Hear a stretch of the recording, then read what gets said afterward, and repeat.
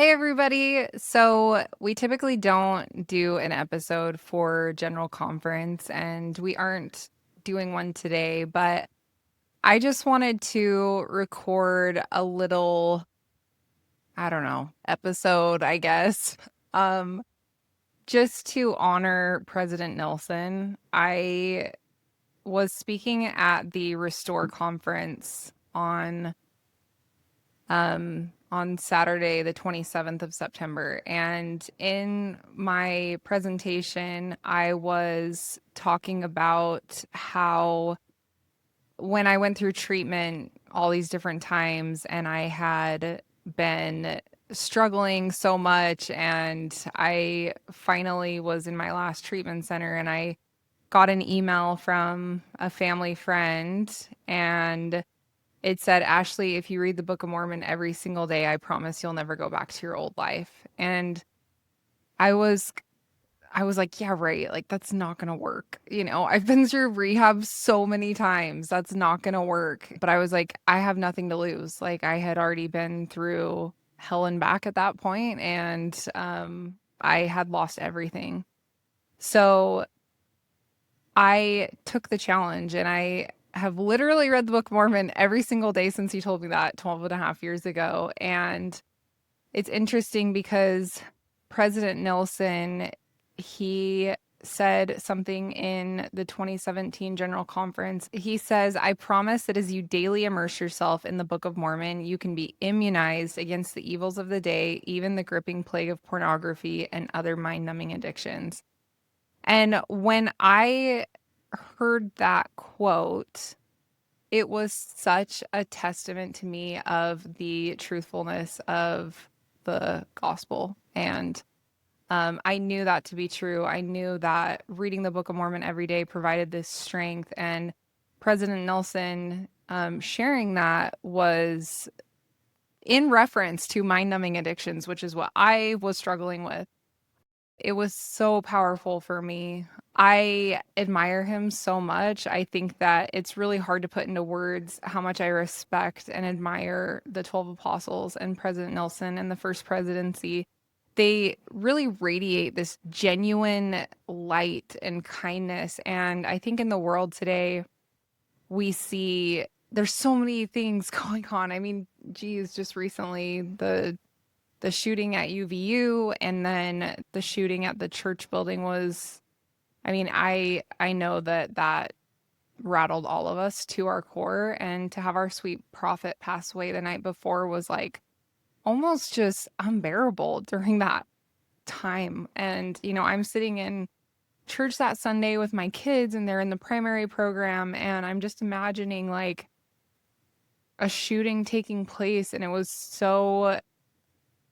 such a painful day. And like I feel like President Nelson has always been this like steady rock, and it's like a grandpa or something to me that is just like so wise and has really changed my life. I've learned so much from him, and he is a light, and our church leaders are such lights in this world of darkness and evil. And there's so many things online that are saying that, we're a cult and we're brainwashed, and, sporting events recently chanting F the Mormons. I mean, there's so much hatred out there for us as members of the church. But the thing that always comes to mind for me is that ye will know them by their fruits. And what I have really come to realize, especially recently, is the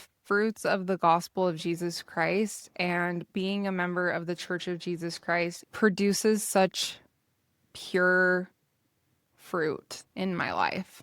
And when I think about the people online that are not very kind to us, that is not the kind of fruit that I want in my life. And um I was thinking about my grandma, who was a faithful member of the church all her life, and she had a bake sale to pay for my drug rehab, to help pay for it. And she baked all these cookies and breads and all these things. And then I think about like, my husband, who's spending his weekdays in his office preparing to teach the youth in Sunday school, and he takes it so incredibly seriously of teaching the youth. And I think about my dad, who's the bishop, and he goes and is fixing his ward members' roofs for free and installing dog doors for the ladies in his ward.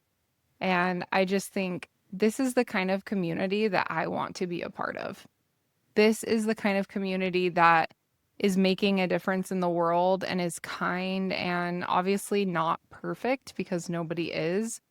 But man, if I had to associate myself with a group of people, I am so grateful and happy and proud to be a member of the Church of Jesus Christ of Latter-day Saints, especially in these times. It's a crazy time, and I've never felt more called to continue to grow the podcast. And something that's really exciting is that we've started the Comeback Foundation, and it's a nonprofit organization. And our goal in doing this is we want to send speakers, people who have been on the podcast all over the country to share their message with youth, with different firesides or whatever. I know that one of the things that gets in the way that I've experienced in my own life is that, people from Texas or Georgia or Florida want me to come speak to their youth, but it's hard because they don't really have the funds to pay to fly out my family. And I don't really want to leave my family all the time. And I also work full time, so it's hard for me to pick up and leave. And I know that it's a similar case with, other people who have been on the podcast. Like, it's hard to self-fund all the travel for like me personally to be able to pay, but it's also hard on the ward to be able to fund having people come out. And so I was like, why don't we do this with the Comeback Foundation? We want to set up a fund to be able to pay for the travel for people that have been on the podcast. Like Carla, her episode was so good. And I just interviewed her husband, Shane, and his episode's coming out. And I am so excited. My heart just is exploding with joy in hearing their stories during such a hard, difficult time. And I want to have them go share their stories to the youth and be a light in this darkness. And um, I am so excited about the Comeback Foundation.